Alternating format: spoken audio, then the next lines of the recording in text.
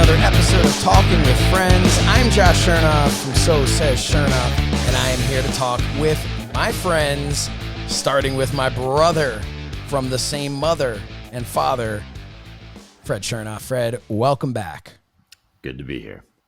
Joining us, as always, Mr. Calvin Tan, the prestidigitator himself.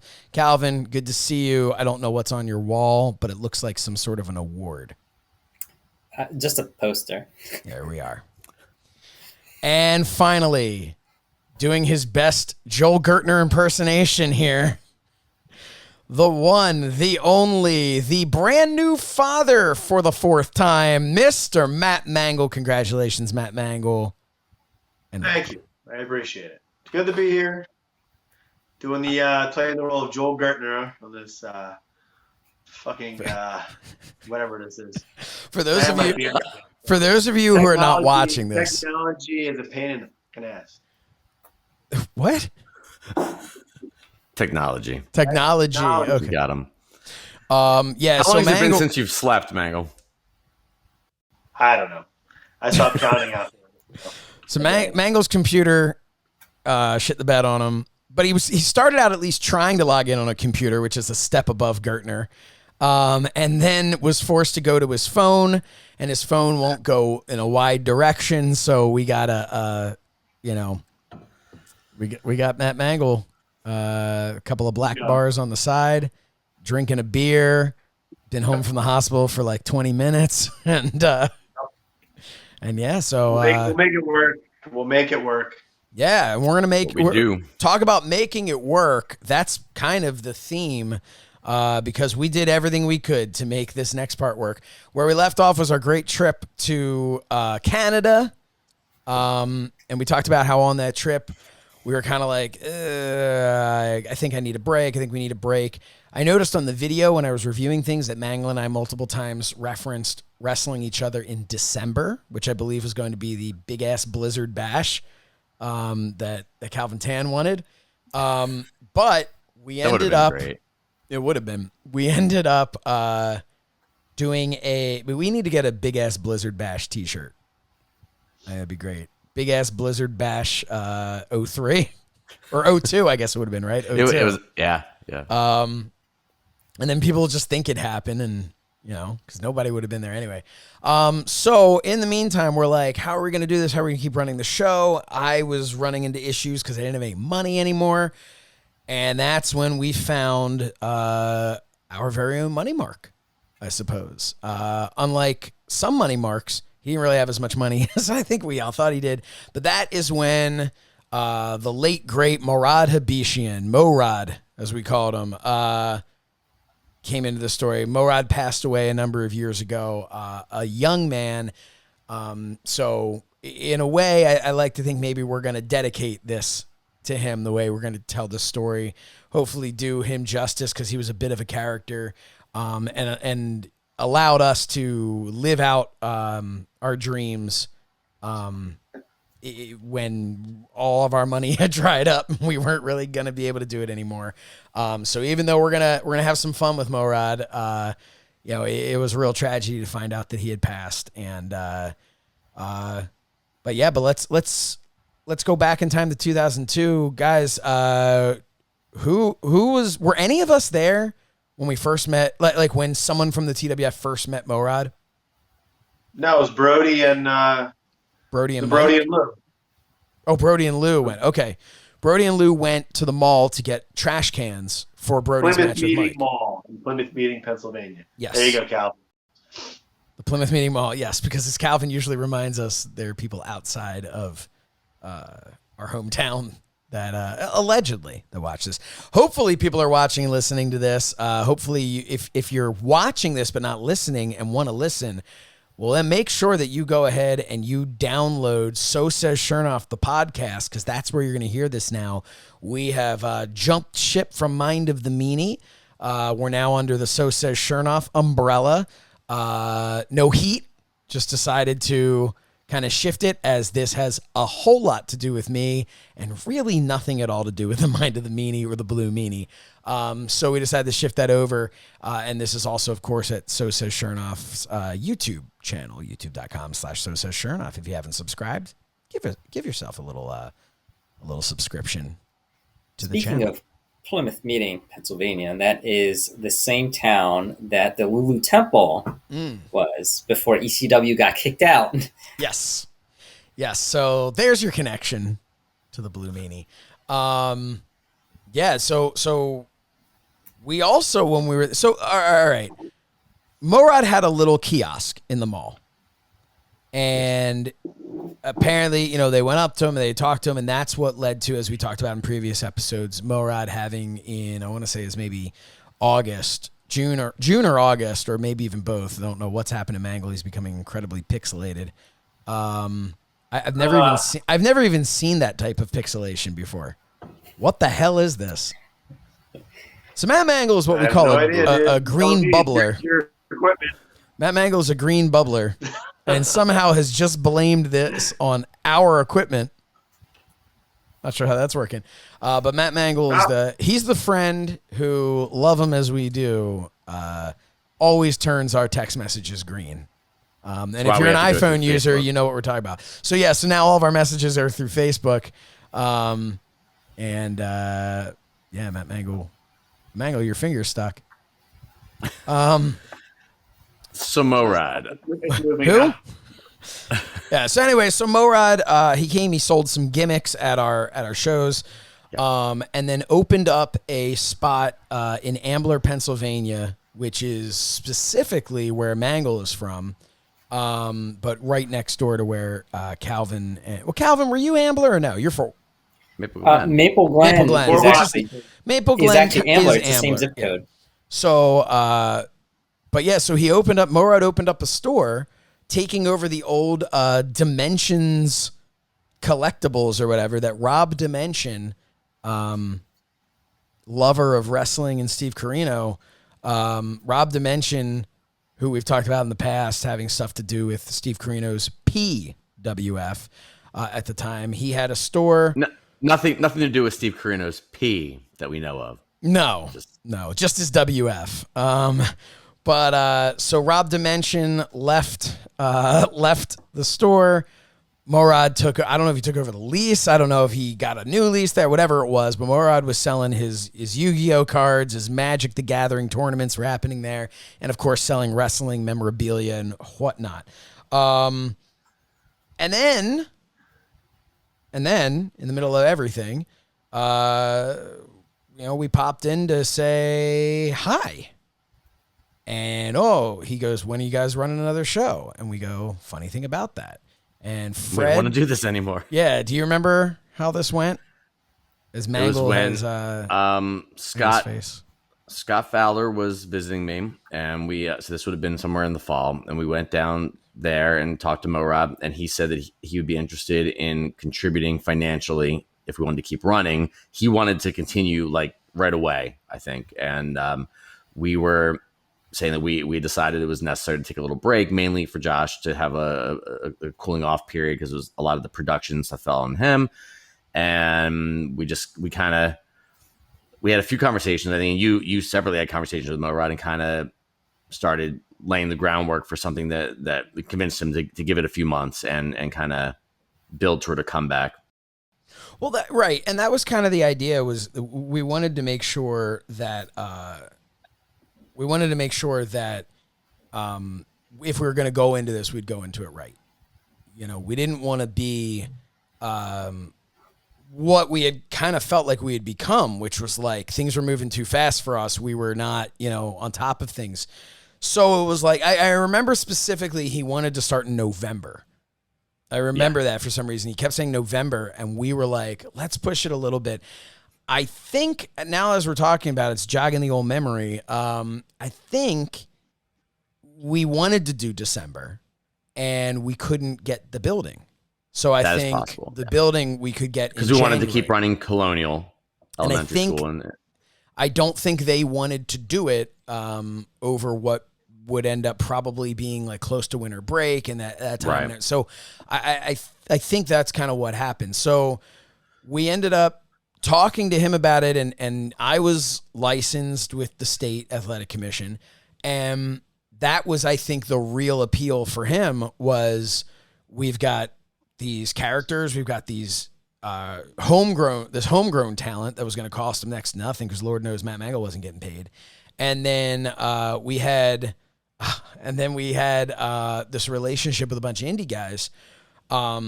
We had all the connections. We had connections for the ring. We had connections for the venue. We had a license, and Morad saw it as a great opportunity. And we could do the editing, the video wall. He had seen what we could do. He really didn't want to do very much. He was not interested for the most part in telling us how to run the business. He just wanted to be part of it. He had ideas, and we had some meetings, and I don't remember exactly when we had meetings at our office with him. And there were a couple. I'm jumping around, but I know one of the things that became a constant point of contention with him was you mentioned the homegrowns, which he saw as part of the appeal of what made TWF special, but he felt very strongly that we needed names, that we needed established names to draw, and it was a hard argument to make with the guy who's going to be dishing out the money. We kept telling him, in our experience, we don't think, like, we haven't heard that this is a really great way to go, right? But he was adamant, and he was paying. So that was I remember that was an argument that went on for a while. He really, really wanted to have names, and we really did have that feeling of like, for what? Because I always had the idea of like, if you could get a big name star and have, perfect example, ECW, the history of ECW. They were able to bring in these names like a Terry Funk or a Jimmy Snuka, or any of these people that they were then able to present as their own, not homegrown, but as their exclusively signed talent. Of course they weren't exclusively signed, but it was at a time where you really weren't seeing them anywhere else. And I think, you know, it was the same way when Eddie Guerrero left WWE for a short period of time and popped up in Ring of Honor. In the early days of Ring of Honor, it was like, holy shit, Eddie Guerrero's in Ring of Honor. Well, Eddie Guerrero wasn't signed exclusively to them. He could have worked anywhere, and probably did work a bunch of other places. The Ring of Honor point is valid, because to paint a picture of where we were, you know, in the timeline of independent wrestling and the wrestling business in general, around this time, Ring of Honor was just starting to make a name for themselves.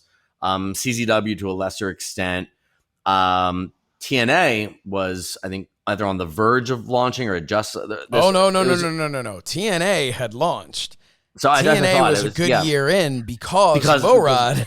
That's right. Morad told us they were going out of business. Yes, they only had another week or so left. Yeah. So this is what's happening. So Morad is looking at that, especially Ring of Honor being the Philly-based competition.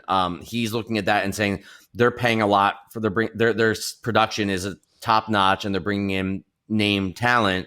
And he felt like that was, in order to compete, that's what we needed to do. We knew the limitations of what our budget could provide for and what we could do, and we thought that we needed to slowly grow. And I think it's a rare time where we gauge things appropriately, even insofar as pushing back and building up the demand for our return. In that case, in that market, in running shows at Colonial, that cooling off was actually really good, and there was a lot of fan interest in our coming back. I think we did a good job. In that brief moment, we kind of knew ourselves very well, which was not always the case. And I think that's taking that break was a good idea. Now, another thing that we knew we were going to do was we were going to have the first ever official match of a future official, Kevin Keenan. The importance of that is that man went to Colonial Elementary School. So basically what we were able to do is this was Kevin's debut match. Therefore, what we were able to do is by putting it in his hometown, we kind of got the closest to what we had at Beyond the Grave that we would ever come again, which was we took somebody who was like, hey, friends and family, I'll be wrestling locally. You know me. I'm the guy who always talked about wrestling, and here I am. And the friends and family flocked to the show, and that's why this show in January, which I want to say was January 24th, if I'm correct.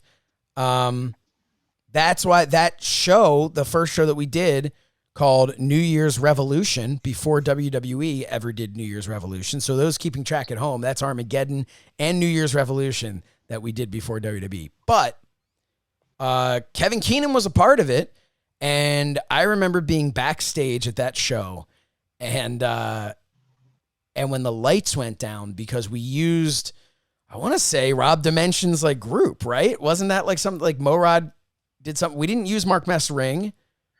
No, we had a whole yellow rope. It was the yellow ropes, yeah. Yellow ropes and an entrance. We had guardrail and an entrance. I don't know what you call it, just like an opening sort of, like with lights and smoke and all this, like kind of. January 25th. It's on. I have more the VHS over there. We started using a more standard indie entrance instead of the stage. That was a big change. Yeah, we had we now had we had tons of lights. Yep. We had just a curtain, and then we had the giant screen next to it. We still made sure to have the giant screen. But it actually looked so much better. And having the lights down and having the lights shining on the ring created a much better presentation. Definitely. No different than WWE does when they don't really sell out the house and they turn the lights down, you know? Yep. But yeah, so jumping ahead, skipping through some things, but really, so basically we made a deal with Morad for X number of dollars per show, for us to basically run everything, and he'd put the money up. We went and got got a new projector on his dime, I believe, that he was supposed to pay us back for, and eventually did. His father eventually paid us back, but that's a story for another time. The main event, when we came back, were we talking TV yet, or did that evolve? We weren't doing it yet, but we weren't yet. We'll get to. I have that in my notes here. We'll get to that. So, because this inadvertently became a TV taping, so this show for us was kind of a rebirth of sorts. We had a rebirth in the past with Back from Beyond, which was an utter disaster and failure. In a lot of, we lost money and not many people showed up, and the main event was terrible. But other than that, it was successful. But now we really wanted this to be something special. And I believe Calvin Tan, who had made his illustrious return, was done at this point. I think, if I remember correctly, Calvin, you did not appear on camera anymore. I think that was it. Yeah, I think that was it. I was backstage from that point on. I believe you were primarily running things backstage because there's a reason. Because it was time for me to move on from being the owner character while also wrestling, because never made sense or worked out. So who would I sell the TWF to? Well, we got to keep it in the family. So I would sell it to my brother. Now, I went by the name Rocky Styles. So Fred, would you like to tell us about who my brother was? I was thinking before in preparing for this, I was trying to remember how Lee Harrison Styles came about, because the funny thing is, when we talked about this several episodes ago, when we did the signing at Skate 309, so you're going about a year earlier, I don't know if it was that night that I invented that character, but I was pissed off that I couldn't sign autographs. People were asking me to. So I started signing Lee Harrison Styles with the $sign for the S. And I used that as my gimmick, like for signing people's autographs, and then never did anything with the character until that point, until we came back with Moab. And so the name came from, your middle name is Lee, my middle name is Harris, and Styles was my character's last name. So Lee Harrison Styles. So you came out there. So the gimmick was supposed to be not the gimmick, the angle, I guess the way that we presented it was that it was so obvious that, so Rocky Styles, being a heel, comes out and says that he's decided it's no longer fair, that he's he's in the title picture and he's the boss, and it's not right. He's going to do this gracious thing by selling his ownership to someone else. Then, of course, it's his brother. So the fans think it's this new heel stable, these brothers who are going to run roughshod all over everything. But what Rocky Styles did not realize was that when he brought in Lee Harrison Styles to evaluate the product and to criticize everything that was going on, Lee Harrison Styles felt that Rocky was part of the problem, and he needed a new solution to that problem. And that was the angle, which was giving us the opportunity to turn Josh face and to introduce and elevate a new character, really. And that new character, which, I don't know, would end up being the Doc, who in the event, during that event, turned heel, turning on his partner in a match, and at the end of the night came out and took me out of action, and was then renamed the Solution, Scott Fowler. So for us, that was a payoff of a lot of the time and the effort that Scott put in over the past year, and the friendship that he formed with us, and the trust that we had to work with him, that we finally rewarded, because we've talked about how reluctant we were and the bad experiences we had, even with the Pennsylvania title. And we were very, very reluctant to let go of the world title, take that out of the homegrown bubble. And Scott, we trusted enough, and he was reliable enough, and we felt now was the time to have the best of both worlds, in that we were creating, he trusted us to revamp his character, his entire look, create a new character, a new gimmick for him. So now he kind of is a homegrown, but he's also a trained indie wrestler, and we were able to utilize his skills and the presentation of what he could do and it made a perfect fit to have him in that title picture. And the other idea with this was for me to stop wrestling for a bit, to focus more on running things, because Morad was now the money behind it. And I felt like I needed to kind of be a little bit more hands-on and the backstage side of it. So this was a way to take me out of action, but not before having a classic ladder match with Matt Mangol. Now, Mangol, I want to ask you a couple of questions. Sure. Before we get into the ladder match, if you would tell us through your pixelation, if you would tell us what you remember about Lee Harrison Styles' debut promo. Like a combination of Sting and something else here on the screen here. It's bizarre with the pixelation, but we all had our wisdom teeth removed, right? Remember that? Oh yeah, that's something we forgot to mention. Yeah, like a week before, right? It was maybe like 2 weeks before we had our something like that. I think I met Morad one time at his shop, which was literally, if you opened up your closet and walked in and closed the door, that's basically the shop. And we went and went down to the McDonald's, which is no longer there due to health code violations, which is awesome.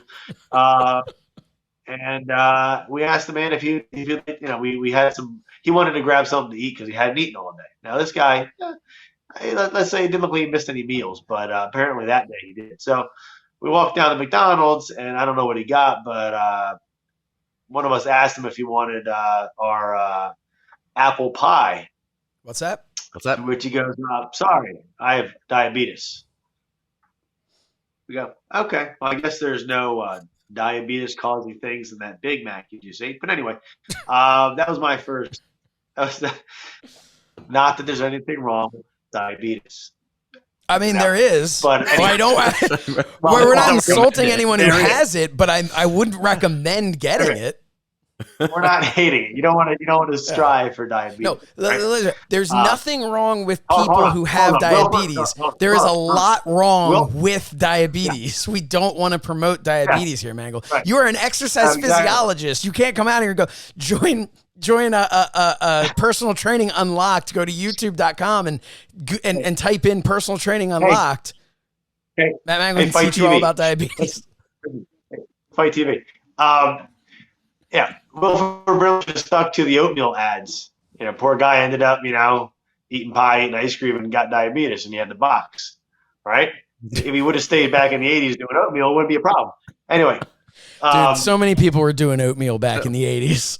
So Well, I hey, know you're supposed to be shooting on could've my been worse. opening. Anyway, Yeah. So I mean, this is all leading up to Fred's promo. Hold on.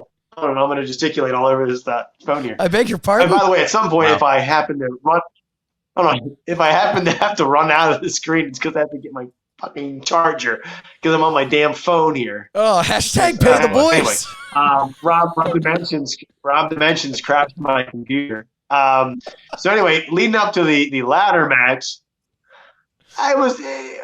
we had seen ladder matches. We had never done a ladder match. This is true. So we're walking around. I forget when it was. We're walking around Lowe's or Home Depot, or we're going down the aisle and looking at these, corrugated steel ladders. And let's not go with that one. Let's walk down a little further. They're all made of this painful steel, right? Yeah. And we had to pick one. We were trying to find the proverbial gimmicked ladder, which doesn't exist. Right, they didn't have it. Funny that Richie Posner, could use that. Where's Richie from Magic? Richie from Magic. Calvin So anyway, Yeah, we had Calvin Tan from Magic. Yeah, son of a bitch, Underground Magic needs to come up to the surface. Oh, we're gonna do. shout out So to we Philly Magic. were planning our match. Okay, leading up to the match, a lot of anticipation, a little bit of anxiousness, I'd say, on both sides. Oh yeah. Josh didn't want me to kill him, and obviously, I didn't want him to. Well, character-wise, yes, but we had one of the spots in that match, if I'm not mistaken, was the 85-foot ladder spot from the outside, right? It was a tall ass ladder. Right. So I had that on my mind most of the time because I'm like, great, we'll get to the top, we'll slip on the banana peel, take it in the pelvis, and then end up scoop me off with the spatula. Right. So Mangol, if I can interrupt your description of Fred's promo for a second. That was in the back of my mind. So anyway, and then back to Lee Harrison Styles. You have the video of this, and you better put it up. He says, and I'll let Fred take it, but he's taking over this and that. It's quiet. There's the limo guys in the front row. And he says, life gives you lemons. You got to make lemonade. And that's just what we're going to do here tonight. And there's a pause. And I just, I got to make lemonade.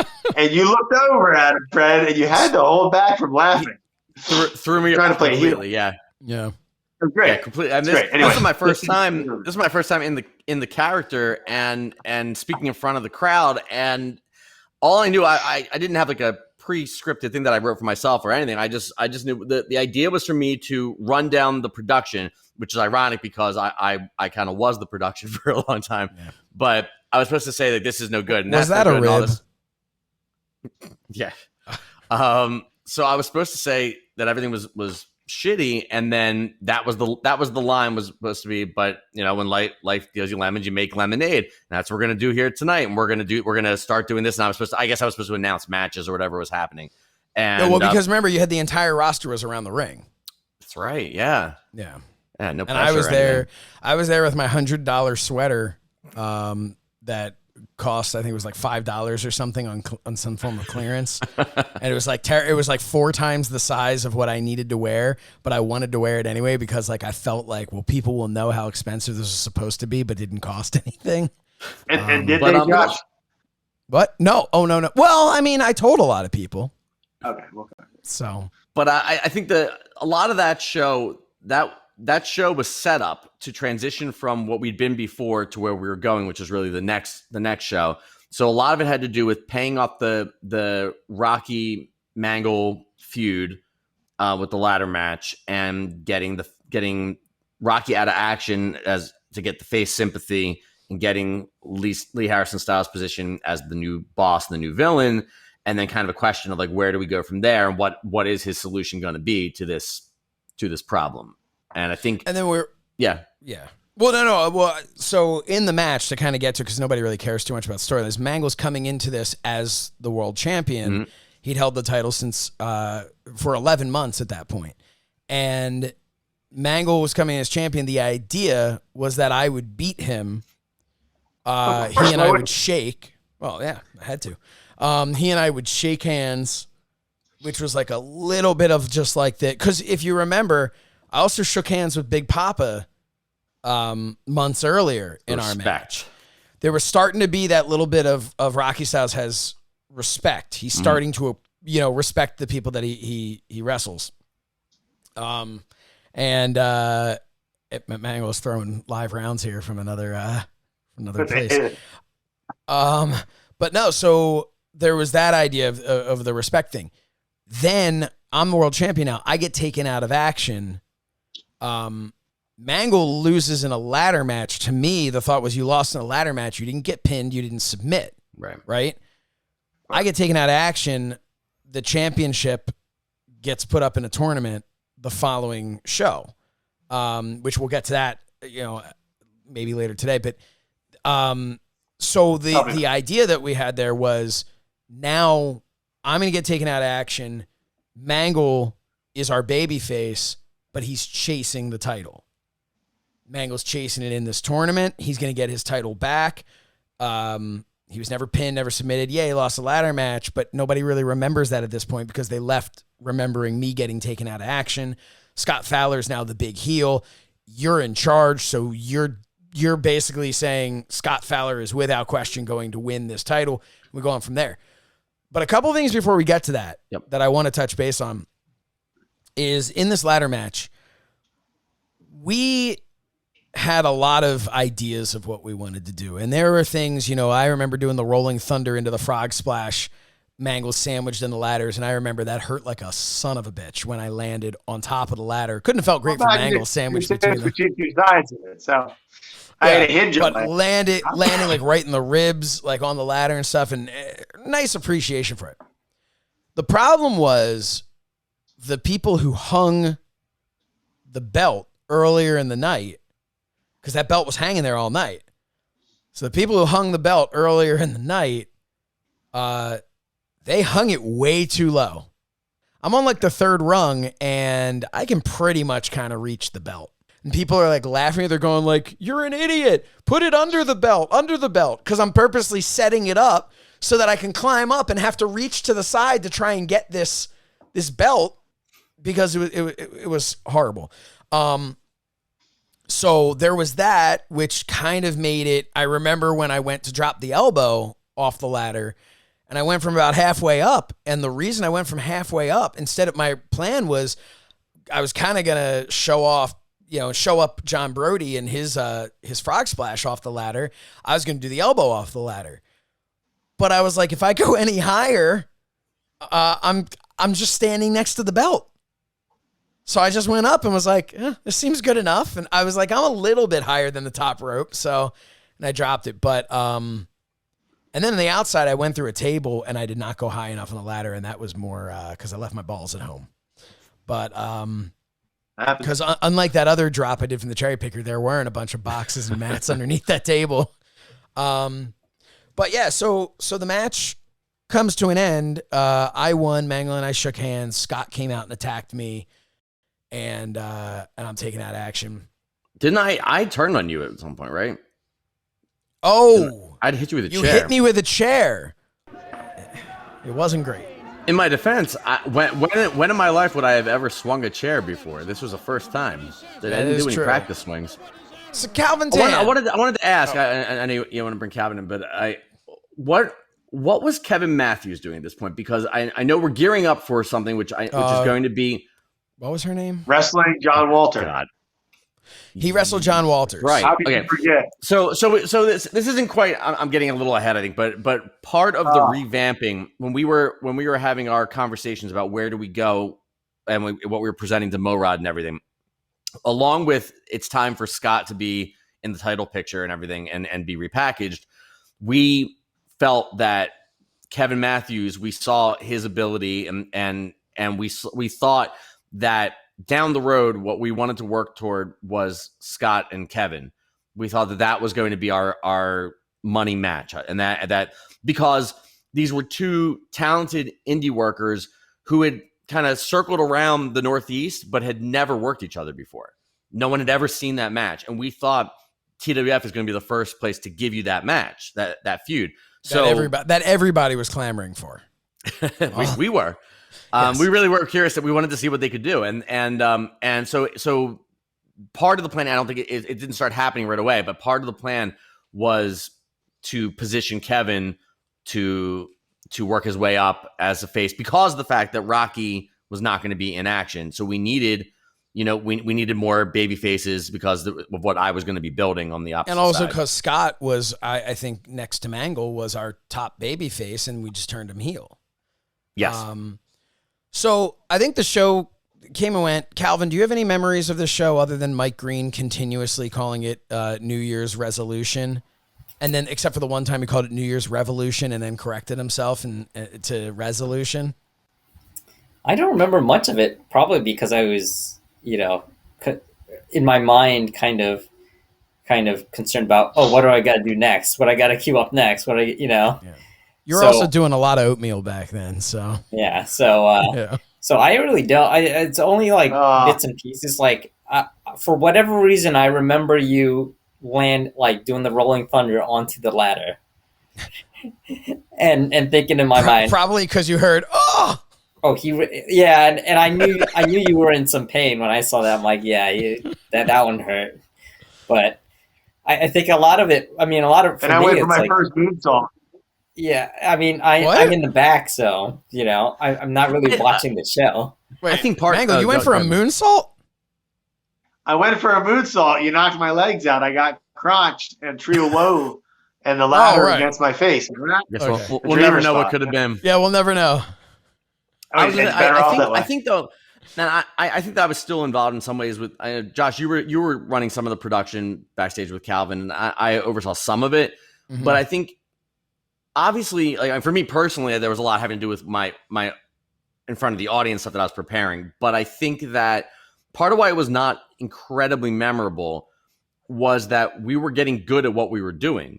Plus, you're removing the aspects of creating a new stage or whatever like that. Mm-hmm. Other people were setting that stuff up. We were finally getting to a place, even though we had taken a hiatus, we were at a place where we're just running shows. We know how to run a wrestling show now, especially in that venue. And I think it just kind of was starting to flow, and that. But I also think the fact that Morad, I think you're right when you're saying other people setting up the stage. Like you and I, or all four of us, we were always somehow lending a hand. Fred was obviously running it, but all of us were somehow always taking something off the truck, or in Calvin's case, driving the truck or whatever, certain things. And like, there was this aspect of like, okay, we don't have to do that. And, no one's going to talk to me about money or getting paid because except for Perry Saturn. But that's the next show. So I think you're right. I think that we were finally so hands off of so much stuff that we pretty much, our job was to go around and say, okay, here's your match. Here's what we want to see. Here's who's going over. Good luck. Here's when your match is up. And then the rest of it was just doing our on-air stuff, which was... There was no... That show didn't have any easy. pre-tapes, right? Was that the next one? Correct. Yes. Okay. The next there wasn't a lot to it, really. So let's move on to the next one. Yeah. Before we just put a pin right there, you're forgetting the promotion we did at Plymouth Meeting Mall where we saw one Virgil. So you're right. This was in 2002. It was in December of 2002. I remember because we went to TGI Fridays right afterwards. And I actually do remember. Yeah, you got the jerk chicken, didn't you, Josh? No, but I did. I was going there focused on in a different way because I had a girl that I was about to start dating, which I also remember because Calvin Tan having a line when I went to talk to said girl, and we're all together, and Calvin goes to me, he's like, "Yeah, man, you gonna go talk to her with your blood breath?" Because we had all had our wisdom teeth taken out. It's like, "Oh man, you gonna go talk to her with the blood breath?" And I remember being like, "Oh shit." So then I go down talking to her. I'm like, "Hey, how's it going?" Yeah, covering over. But for whatever reason, it popped in my head. But no, but we're there signing. We talk about Matt Mangol being pixelated on this show. Well, we had 8x10s made. The pixelation on these 8x10s.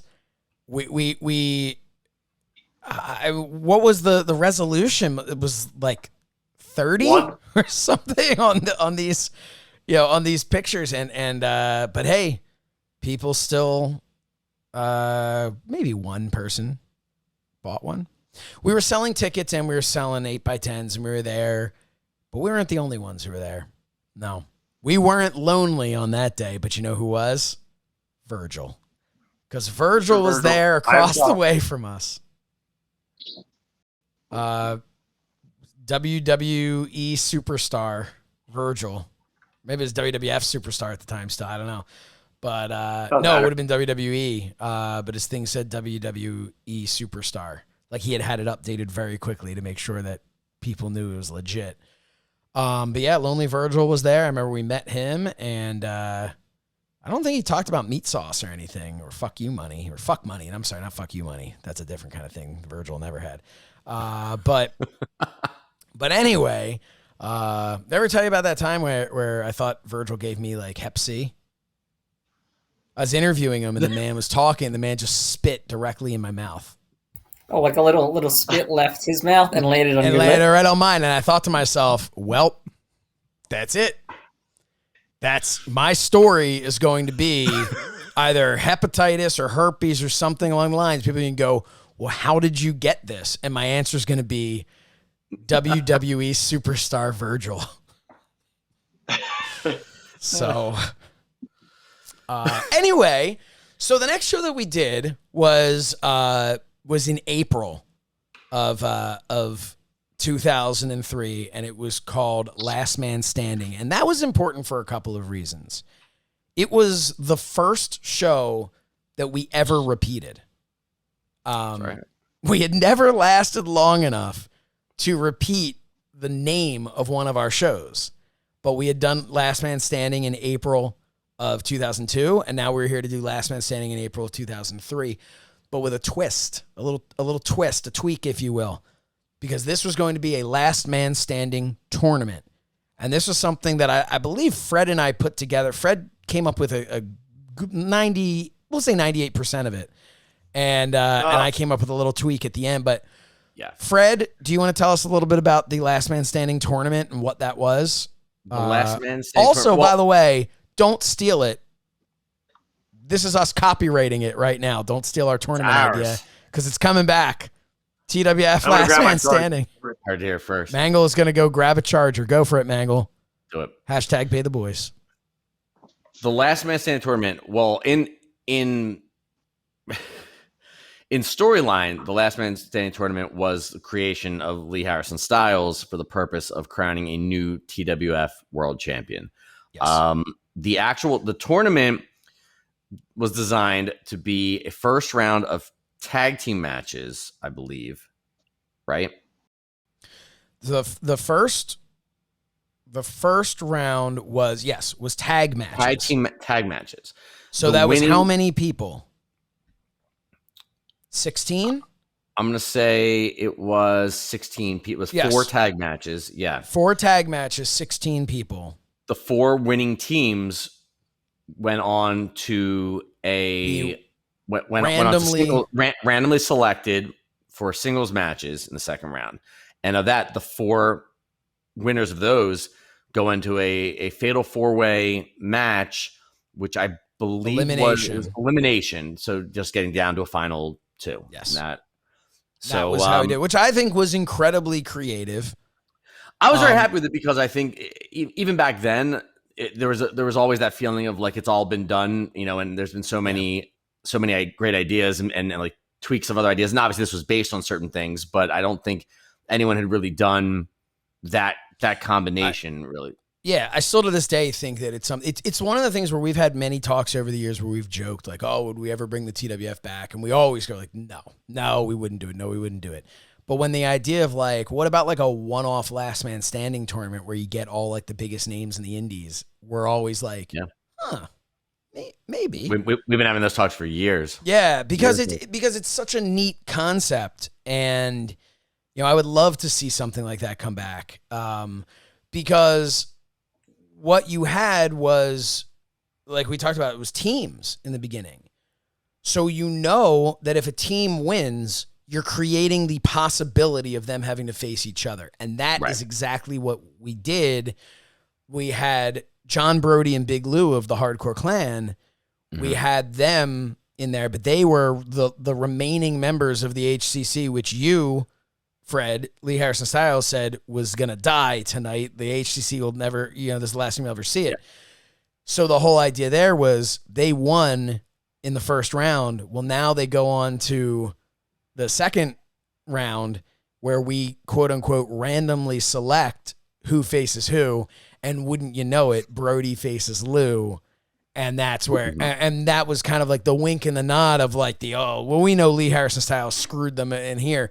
And the way we got around it, I don't know how. And it worked, by the way, because that was Brody's last match ever. So, so you killed the Hardcore Clan that night.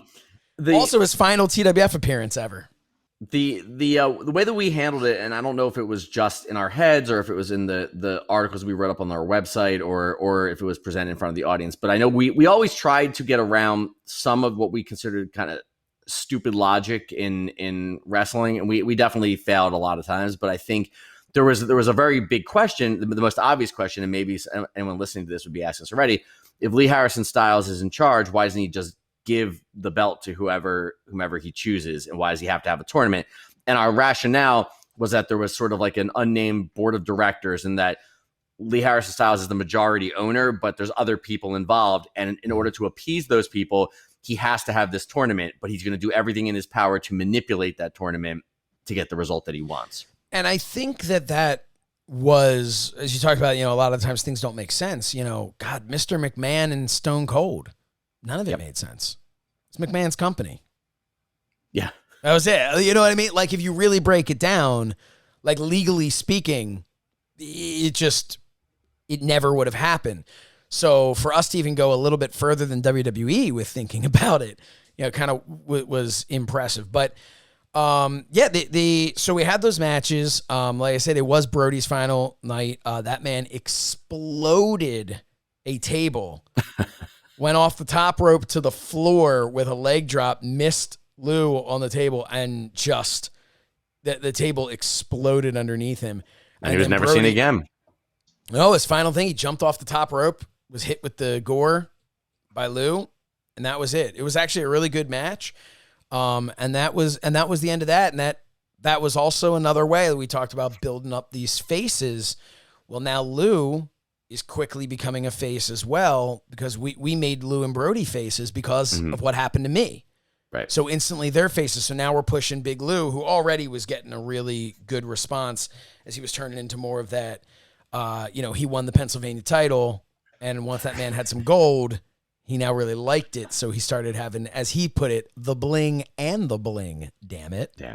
That was that man's own recording. Lou was someone we saw the potential was just coming out of him like more and more. The more we worked with him, and like if he was willing to listen, he could do a lot. And but I think it's still at the same time, you can see by the time we got to the finals of the tournament, you could see where we were at, that our comfort level hadn't gone so far. We did actually feature throughout a lot of interaction between homegrowns and indie talent, which we had not done a lot of previously.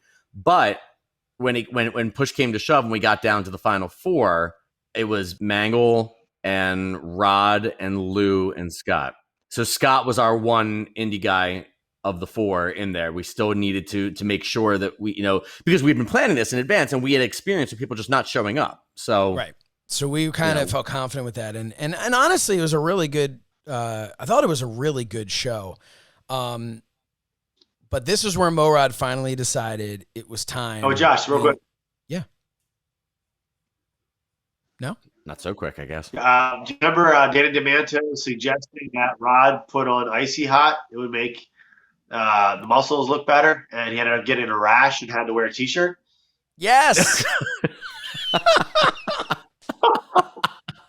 I totally forgot about that. You're like, why are you wearing a T-shirt? You think, trust me, you don't want me not to wear a T-shirt. So, well, I don't want you to wear a T-shirt. I got a rash. From what? Well, Danny DeManto told me to put Icy Hot. Now, was DeManto ribbing him? DeManto must have been ribbing him. I don't know. I mean, a lot of wrestlers use Icy Hot. First of all, the Icy Hot you usually put on afterwards, but I don't know. I guess DeManto, first of all, Danny DeManto, that man's going to tell anybody the way to make your muscles pop. Come on. Was he? Did he work Rod in the second round? Yes. Yeah. And Rod took like a gorgeous German suplex. The untrained German. Yeah. No, it was really. You would it have was thought just, Rod would. Rod didn't get anything in. He was like enhancement talent. Yeah. But one. But that was Rod was very willing to. We weren't happy about it because this is No. this And is it wasn't the situation- last time something like that would happen, Mangle. We'll talk about that another time. Yeah. What? We for felt- airplane. Steve Hayden. Like, we'll get there. We felt anyway, that Rod. Maybe we were wrong. Rod had. We've talked about this. Rod had a tremendous amount of natural ability, but he was not trained. Had not gone through a grueling training process, and we wanted. He was not afraid to work anybody, do whatever, and we felt he was good enough that we could put him in there in the tournament with an indie wrestler and get and start to give us our homegrowns that credibility and the respect of the people. And he did earn the respect of the guys because he worked. The problem was that we needed Rod to be a dominant force. Right. And he went in there and Demanto basically told him, "You're just going to bump for me." And he was very respectful and said, "Whatever you need me to do, I'll make it look good, whatever." And he did, and he sold like crazy. And we're sitting in the back going, "God damn, he's our like unstoppable force," and he's bumping all over. Yeah, his first night he came in and almost dethroned Mangol as world champion and like beat the crap out of him and all that stuff. And now, Mangol, but by the grace of God, somehow managed to walk away still champion. But now 6 months later, Danny Demanto is beating the shit out of him. Like it doesn't, he barely put out a win. Yeah. It was like a Barry Horowitz win. Yeah, seriously. Except he couldn't tap himself on. Yeah, he couldn't pat himself on the back because of the icy hot. So, but also debuting on this show was Christian Porter. Oh yeah. Yes. The younger brother of Damian Ali, Mangol's tag partner from the original TWF, the teenage years. So. That was really cool too because Mangol faced him in the opening round, and that was just Christian was more than just Dorian's brother. He had been with us pretty much all Victor along. Christensen. He was an interviewer and a ring announcer. He'd done a lot of work for us. Yeah, because he and I were in chorus class together, and I asked him. I remember back in the day, I asked him before Beyond the Grave, like, "Do you want to be an interviewer?" He worked at Beyond the Grave. Yeah, yeah. He'd been there. He did our backstage interviews and stuff like that. And Christian he was very good with his backstage interviews because he had very good expressions. Yeah, he was. Yeah, you know what? He was probably, when you look back at it, the most underrated or least talked about of the talented people in the TWF. Like if you really look back at that, like he knocked it out of the park with those backstage interviews. For as much as you could compare the teenage wrestlers to pro wrestlers and go, holy crap, we're not even in the same, how you can even say it's the same business. But Christian on that night, you put quote unquote real pro wrestlers in there and him doing those backstage interviews. And that's pretty damn good.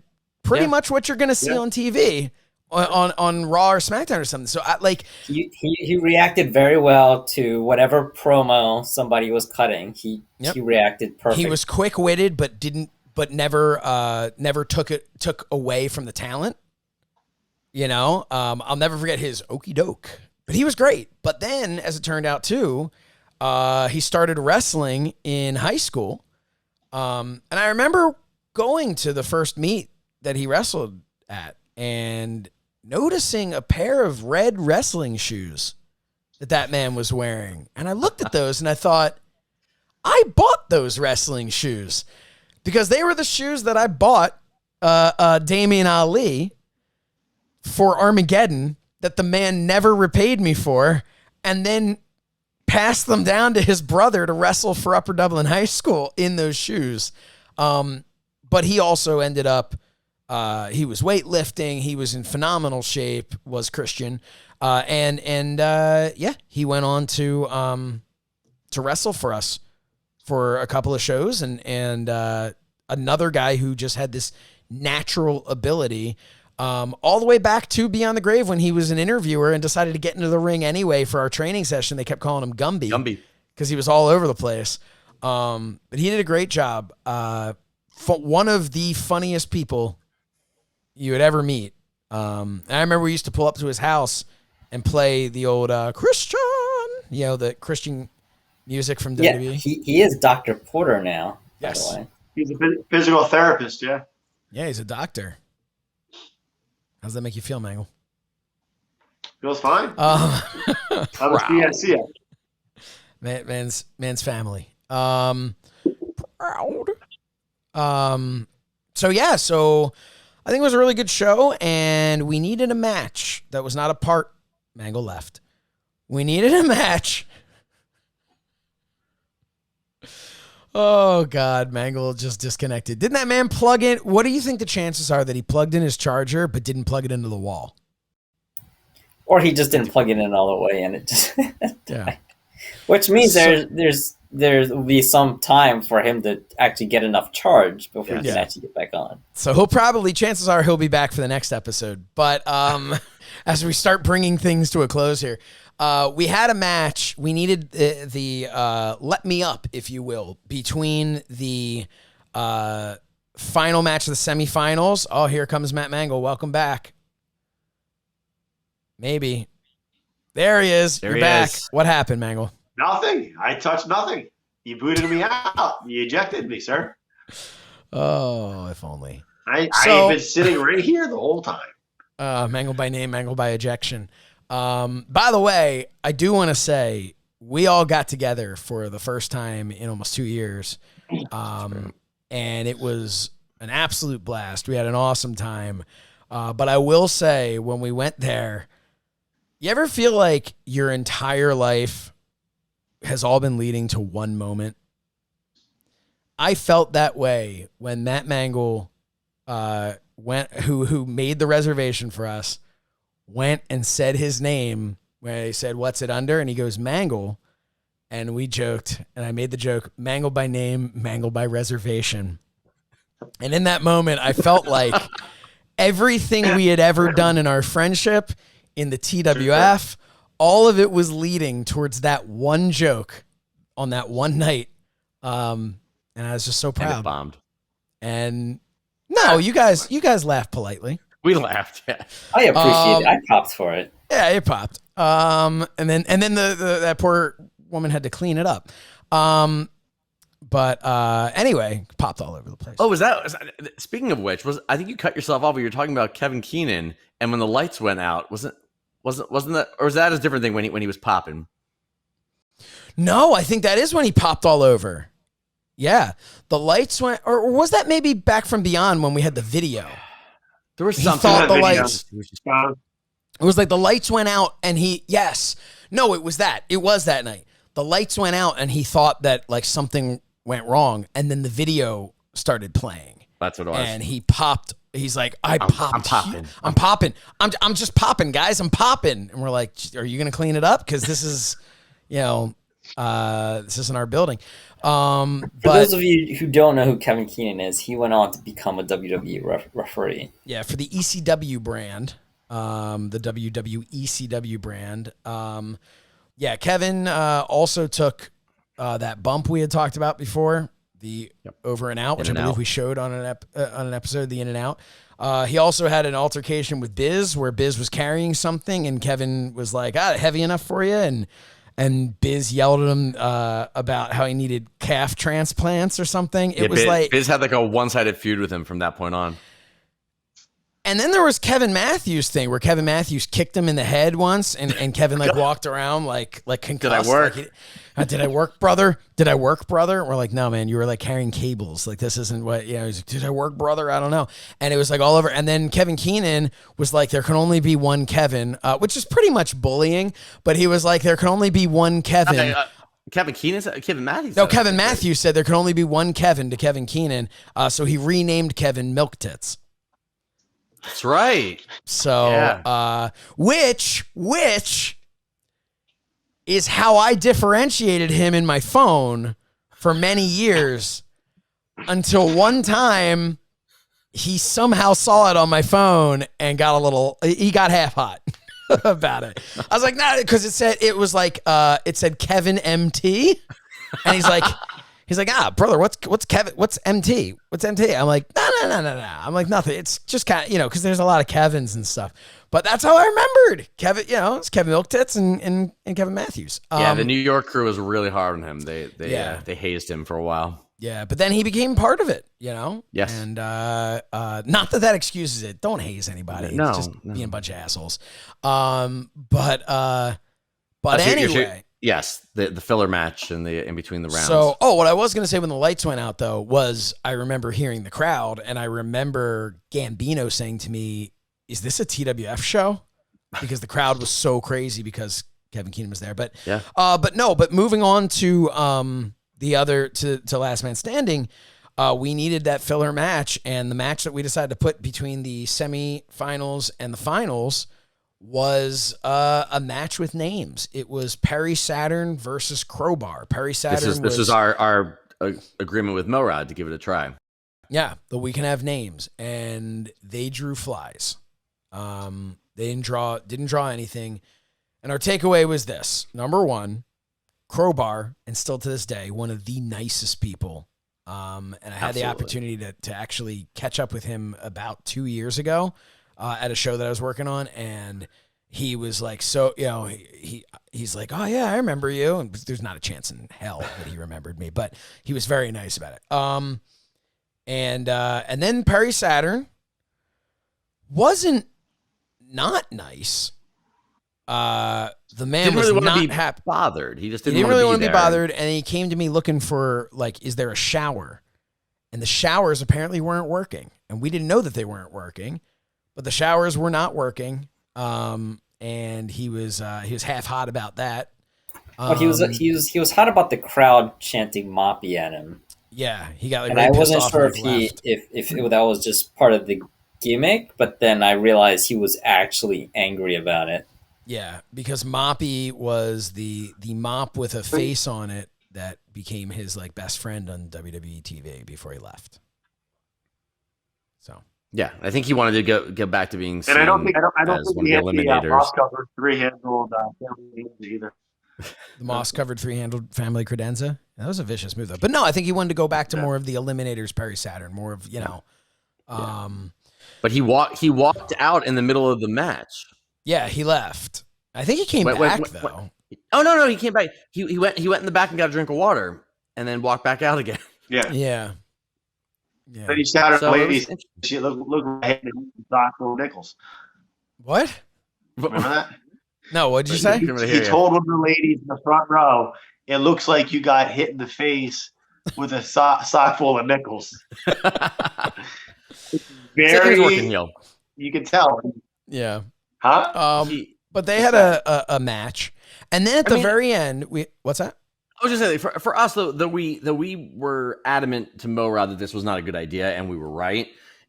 I have to admit, it was very cool that these were WCW, WWF guys working on a TWF show, and we to us that looked like beyond an indie match. This is a real match in our ring. That's like. And do you remember who else worked the show? A one and done, a guy by the name of Livewire, who went on to become Mikey of the Spirit Squad. Worked the show, and we found out that day when we're like, well, this is cool. We got a new guy on our roster. This is awesome. Mm-hmm. We found out that day, oh, yeah, I just signed developmental with WWE. I'm going to go down to Deep South or something. And we're like, oh. And then we're like, well, that's cool because we now have footage of him. We're like, go become a star. Was that when the Demanto and all them went into business for themselves to give him a send-off? No. On that specific time. Danny Demanto is told all the time, don't talk, don't say anything, don't cut a promo, don't touch the mic, don't do anything like that, and always did, and always picked it up. I'm not supposed to do this, but, and then it was always, whatever. But yeah, he sent him off with this guy is the best wrestler and a brother to me. It was all self-serving bullshit, but it was what it was. But we had overall we did have a good crew coming in. That's when we had John Walters, right? And John Walters. John Walters. Static was there. Jason Static, who I would then go on years later to wrestle in my first DCW what that TV means match is down in OVW. if there's a pin attempt or a submission attempt, if a member of the So we're building up the roster pretty well, and I think I loved Last Man Standing. I thought that was, it was fun. I think the whole thing came off really well. It was a good show. I enjoyed being backstage. I actually enjoyed not having the pressure of wrestling a match, and which is funny when you look at how my career went and what I do now in producing shows and stuff like that for Fight. Like it's, I think maybe I should have realized at the time that my calling was behind the camera and not in front of it. I'm also in front of the camera all the time too now, but not in the ring, I should say. But I do remember that not that you weren't working, like helping oversee things and everything, but I think you really did enjoy it because you got a chance to really sit back and look at like what you created, and that when you're so involved with the actual product and being a wrestler, you got to focus on your match and other things. Yeah. And I think like you're able to just actually enjoy it. Match, and I think that was a problem because the show could never run that smoothly because I wasn't there at proverbial gorilla. But no, I really did enjoy it. It was a lot of fun. And then in the main event, where it was down to, I want to say, Mangol and Scott. Yeah. And Lee Harrison Styles was interfering. Mm-hmm. And I believe Kevin Matthews came out as Alkake and threw the Alkake mask into the crowd. And that was the end of that Alkake mask. So was that the night I said Kevin Matthews was banned from the building? Yes. Because that was starting to build the Kevin stuff. But also because he was not on time for a change. So he said he's banned from the building, and we were kind of like, if you make it in time, we'll do the Alkake thing. Mm-hmm. And you can round. And he did. But anyway, yeah. But he got thrown out, and the crowd popped like crazy for him. It was really, and that really made us feel like we were starting something, like something really, we were starting to have fans that were showing up all the time to this. And a lot of people will think of the TWF as like this, us blowing smoke up our own asses. But the reality is, at this point, we were starting to become something that could have theoretically at some point become something, Yes. Like we felt something was starting, and unfortunately it wouldn't work out. But so in the end, when Mangol was being, double teamed and all that stuff, we then had Big Papa come out to make the save. Because Big Papa, it was like, here we go. Here's our other number one baby face. Yep. And Big Papa hit Mangol with the choke slam. And that was the start of this great group that Lee Harrison Styles was going to have here, with a heel Big Papa and a heel Scott Fowler. And Lee Harrison Styles was turning everything on its head and, changing the world. And Scott won the world title. Maybe it's because I was involved in it. Obviously, like I really enjoyed it. But I think that when we look back on the TWF, maybe there's stuff later on. I would say that the closest we came, we talked about always chasing like the Beyond the Grave buzz and that kind of feeling. The Big Papa, whether it was, I don't know, him coming out for the match with you at Beyond the Grave or when he won, like the Papa, that feeling of what we've got something. I think the closest we ever came to that was Last Man Standing. The build of me standing there with Scott and Big Papa, and knowing now we've got Mangol, the people want to see get his revenge. They know Kevin Matthews, something's happening. Like they're waiting, when's Rocky Styles going to come back? There was that feeling, that like palpable feeling that we are this is right where it should be, and everything is happening. Like and it's easy to be like, yeah, in your own minds it was, but no, it was the crowd reaction. We had a few hundred people there, which I know isn't a lot, but it was, if you put it in context of where we were, of who we were, it was a lot. And we had built from having, 30 people there. So we now had a few hundred people, and it was at the, this point where things really did feel like, and you're talking about chasing the Beyond the Grave feeling. And I think if you look back at it, part of what made this the closest to that we had experienced, I'm curious what you guys think of this, if you agree or not, was because it was the first time we didn't go back to the well. We didn't say, we'll bring Big Papa back and get that pop. We'll bring Heatwave back and make Mangol kind of what he was back at Beyond the Grave. And we'll do this and we'll do that. And we'll go back to how this was and we'll reclaim that feeling. It was instead now, this is a TWF. There's no Rocky Styles. Mangol is beat and laying on the ground. But like you said, now everybody is behind him. We've got Kevin Matthews, who's a indie guy, where we feel like there's like a real, quote unquote, real wrestler there now.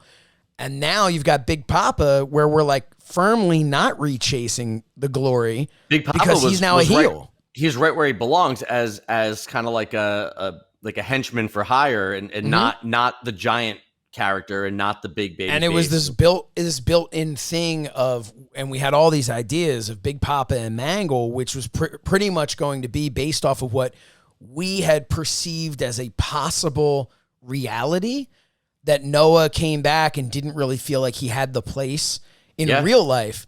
We had talked before that Noah was kind of he was kind of my right-hand man in real life behind the scenes. And then when we brought back the TWF, Mangol was kind of my right-hand man behind the scenes, running a lot of stuff and doing all that. And when Noah eventually came back, it was very much like, I've come home, but somebody else is in my bed. You know, and like, and I think that we looked at that and said, you know, the best wrestling fuses where there's a tiniest bit of reality, and we could feel excitement in ourselves talking about this idea of Noah as the heel. Why did you turn on Mangol? Because I built this place, because I was the big star, and Noah I left, and when I came back, it's all about Mangol. Noah was the guy to do it. He could have delivered some great promos to sell that. It was his acting experience and stuff. It would have been great. But that was Noah's foreshadowing that, you know. But that was Noah's final appearance for the TWF. I showed up. Mangol always showed up. I was the last man standing. Yep, there you go. Matt Mangol always showing up, even right after having a baby. Matt Mangol. That's right. Even if it's on this damn phone. Find a way. Yep. Joel Gertner, get an actual computer, sir. Anyway, sorry. Yeah, Matt Mangol is now living Joel's best life, and it's not for him. So Joel, get your damn computer. But no, to put a bow on this, because that's kind of, you know, what our show was there. And then, like I said, that was Brody's last show. That was Noah's last show. And we were about to enter into our last show of the Morad era. Right. So remember where our minds were at this point, because of where we're going to go next time, is that we didn't know these things, that people weren't going to show up anymore, or that whatever's going to happen. We knew we're at the top of our game. We've got this guy who seems to have, from our perspective, like limitless money backing us, and now the conversations are really happening about television, which is like a dream come true. And it's all starting to happen. Yeah. And TV is a month away, both in the timeline and a month away from when we're going to talk about it. Because as a little heads up, our first show was May 12th, 2003 was our first show on Channel 48. And we will talk all about that next month on the next episode of Talking with Friends. Guys, any final thoughts, any last memories of this time, the early Morad days? Because it really went from like a we're burnt out, hey, let's see what can happen. Holy crap, that's a really big pop. Kevin Keenan the floor's wet. And then from there, it was like this last man standing. Man, we're back at the top of the mountain here. This is the TWF. This is a brand new TWF, but God, it has that feeling again. And then everything kind of goes to hell next month when we start talking about it.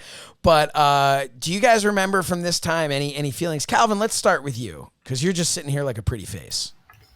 Well, it was. I think it was a show where I really thought this is like legit, you know, because everything before was kind of pieced together, kind of, you know, trying to make things work. And this one, not only the feeling, but the look of it had that professional quality to it, you know, everything from, you know, the lights going out, the lighting, the ring, the videos, everything, the wrestling in the ring, everything was just came together.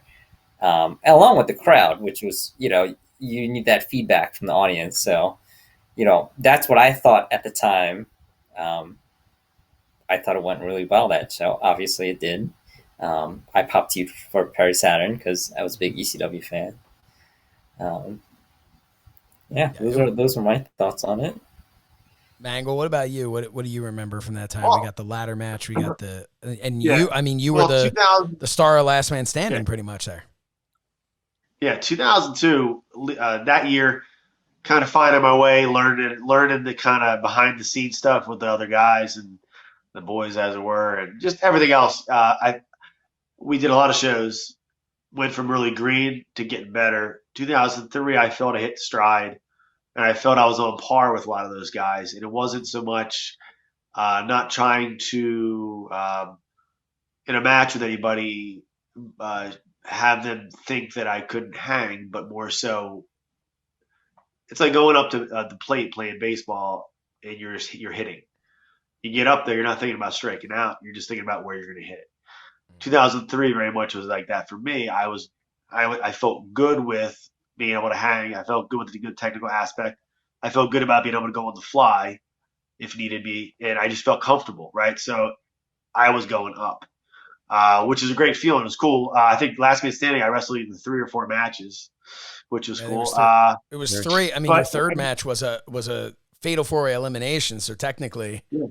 But we wrestled in the mixed tag. I ended up beating Devin Moore, and then I wrestled Christian, and I wrestled, being in there with Rod and Lou and Scott. Scott was great because he really tried to help everybody level up. And little Easter egg later on, we actually battled each other. But no, it's just a cool feeling. It felt like kind of was in the right place, right time, and kind of hit my own stride. And the crowd seemed to be behind it, right? So. That was always our struggle to try to get them. I mean, we might be somewhere in our own heads, but to get them to be right there with us, and this was the point of like both those worlds kind of meeting, right? So, it was exciting. But as we would see, but what was your feeling? One day can change everything. So yeah. But what was your feeling coming out of? Fred talked about from his perspective. I talked from my perspective of that specific moment. But you were also there in the ring. You were, and a lot of times people can look and be like, oh, Mangol was, he must have hated it because he had to be lying down. But for me, there have been times like when I've done the job where that's some of the best time because I'm just laying there taking it all in, hearing part the of crowd, that moment. and part of it, and knowing like it's called doing the job for a reason because you did your job. That was your thing. If they're getting a reaction, that's the thing. If nobody cares about Mangol, then nobody cares that Scott just screwed him over and beat him. Right. That's the heat is that Mangol's got his ass beat and is lying there. Right. So that speaks to Mangol just as much, if not more, than it speaks to Scott and Fred and Noah in that. I remember the choke slam hurt like hell because I was jumping with it while he was falling with it. And the old surf, you usually go up, then you go forward and down. He lifted out and went down. So I kind of rung the bell a little bit there, but it's fine. Just put it over more. But I was looking forward to being able to wrestle him. We did have a confrontation. You might have a tape of it. I actually had a chance at a body slam. No. Yeah. But it was it would have been a good match, and that would have been for me. When I came in with the IOV, it was cool. We got the tag belt. It's great. But I always felt like, Noah was in the company wise up here. Obviously, you guys are best friends. That was how it was. Mm-hmm. But, being able to finally have that confrontation, right, for me, would have been a bit of closure, but also kind of opening up a new door, right? So I feel bad that we never got that, but. And you would have, not that it necessarily would have mattered or whatever, but you would have gone over. Sure. Because he would have been your stepping stone to Scott. He would have been the guy you had to get through, and we would have been able to build that as such a big thing, and that would have been a really big deal. like here would have been really awesome. But it was softball season, so yeah, we were right here, right? We kind of never quite it's got good for an that audio. So. No, you never quite got to it's well because it was almost like, okay, we know who Mangol is, but who is Mangol in this? Like, we know who Big Papa is when Mangol's just, the tag guy. We know who Mangol is when Big Papa isn't there. But who is Mangol when Big Papa is there? And who's Big Papa when Mangol's there? In my mind, I was looking forward to being able to kind of turn that page and kind of see what the next chapter was. That's I think, but I agree with Mangol that about connecting with the audience. I think that part of it was just like I said that we knew who we were at that point. I think there was a lot of paying tribute to the past and the history of the TWF. Sometimes literally showing videos of the history of the TWF, and I think that we were ballsy enough to take some risks and make some changes that now we were building storylines that the fans were following instead of them feeling that they came in like a day late and a dollar short and they don't know what's happening and there's this history that they're not part of. They now were growing with us and seeing these people turning heel or turning face and following the storylines a lot more. And again, we were moving forward. We were in a completely different. It didn't look like it wasn't 3 years later and we're all back. We're not kids anymore. Now we're doing the same thing. We're just grown up. So you have to take us seriously. Right. We were now telling compelling stories and I will hold again, the story that we were telling. And if we mapped it all out, I mean, it's easy for me to say, but I think it's more compelling storytelling than anything you're seeing in WWE today.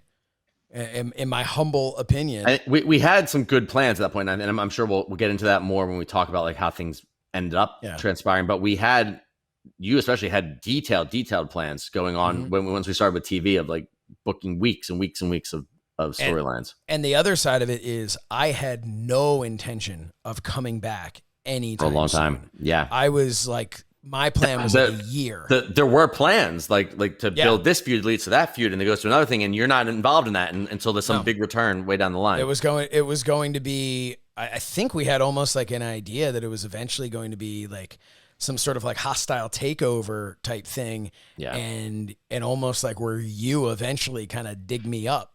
Of we need you. Yeah. We need you to come back and do this. And we had plans, and there was some giant guy we met at Fridays, and we were going to include him in some way. There was a lot of stuff. There was a lot, but we had a lot of plans, but it just, I was going to say though, when I was thinking about tonight, and I thought for a second when I realized I was going to be talking about Lee Harrison Styles, I thought, well, I should wear something appropriate, and I realized I didn't have anything because I have a Punch Fresh shirt. I have the Fresh shirt that never really got any use from when the teenage group got shut down. Join the IOV for a second. Join the IOV. Lee Harrison Styles had no merch. I wore suits and sport jackets and things like that. And so I would like to throw that out there for Slichter that I would really like a Lee Harrison Styles shirt. If you need to throw something in there about lemonade, I mean, whatever you got to do. But whatever you have to do, Slichter, we need that Lee Harrison Styles shirt. And I should mention that's a great time to talk about ProWrestlingTees.com/talking with friends. You can go now. We have some great shirts on there, and more being updated and uploaded. Pretty much as you're hearing this, we should have some new ones up there as well, which is kind of cool. We kind of have these new shirts, which are neat, where it shows us today as our modern selves, and in the background has an image of us from the TWF days. And I thought those are kind of cool. I don't know that anyone would ever want to wear that, but I think they look really cool. I'll probably get them printed out in a poster form or something, or maybe we'll get them as an 8x10 that we can all sign. Mangol had that idea. And do something like that. But ProWrestlingTees.com/talking with friends. We have a page over there, which is really exciting. And hopefully he's going to have a Lee Harrison Styles shirt up there shortly. But yeah, in case that kind of, we'll put a pin in it there and we'll jump back in next month. But I just want to thank everybody who has continued to tune into this. It's really amazing to me that so many people have given a damn at all to listen to this story. And it's been so much fun for us to continue to talk about it. Do us a favor and follow us on social media at the TWF Show on Twitter. And we also have, I believe, facebook.com/talkingwithfriends. Isn't live yet, but I believe we have that coming up soon. So check that out if you would. In the meantime, make sure you subscribe to youtube.com/So Says Shernoff. Follow me at So Says Shernoff. You can follow Fred at Frederick Shernoff. You can follow Calvin at Underground Magi. He has appeared on Twitter doing some magic. Of course, also Calvin Tan Magic on Instagram. Calvin has been on there doing some magic. And then, of course, there is Matt also Mangol. on TikTok now. Oh, don't. No. Why? Why? It's the future. And Matt Mangol. What are you on TikTok, Calvin? I think it's Calvin Magic. Yeah. Awesome. TikTok. Have you posted a video yet? I have. Yes. Okay. I'm gonna check that out. All right. We'll check that out. And then Matt Mangol, of course, at Mangol Strength. And please go to youtube.com/ I almost said Pro Wrestling Tees. YouTube.com. And there's no slash yet. So that's what's throwing me off. Go to youtube.com and type in Personal Training Unlocked. Mangol has some great videos up there, shot with the exact same phone that he's using today. No, Mangol's got great stuff on there. Seriously, it's really, if you're looking to just kind of do something to get, to get moving after as we're coming out of this pandemic, and Mangol's there to help diabetes. Go Yeah, for you the gotta fight oatmeal, off- not the diabetes. Yep. For those of you who've been doing TikTok. yeah, Mangol can go on TikTok and do that. Yep. But you guys looking at each other. Fred, this is unbelievable. But anyway, yeah. It's like the Brady one. But definitely check that out. Give Mangol a subscribe over there, and Help a brother out. Hot tag. Look. yep, and tell your friends about talking with friends. For Fred Shernoff, Calvin Tan, and Matt Mangol, I'm Josh Shernoff, and we will see you next time on Talking with Friends.